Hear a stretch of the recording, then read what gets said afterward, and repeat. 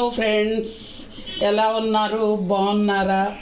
రసం పొడి తయారు చేసే విధానము.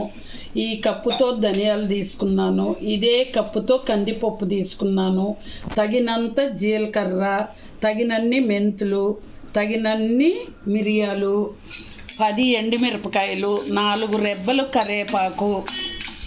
ఇప్పుడు వేయించుకుని స్టార్ట్. ధనియాలు దోరగా వేయించుకోవాలి. స్టార్ట్. కందిపప్పు, జీలకర్ర, మెంతులు, మిరియాలు దోరగా స్టార్ట్. వేయించినవన్నీ ప్లేట్లో పోసుకొని ఇలా చల్లారనివ్వాలి. స్టార్ట్. చల్లారాక మిక్సీలో పోసుకొని స్టార్ట్. ఇలా మెత్తగా గ్రైండ్ చేసుకోవాలి.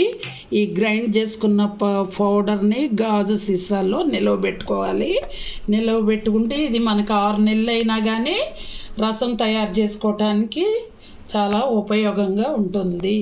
ప్లీజ్ ఇలా రసం పొడిని తయారు చేసుకోవచ్చు. ప్లీజ్ లైక్ చేయండి, షేర్ చేయండి, సబ్స్క్రైబ్ చేయండి.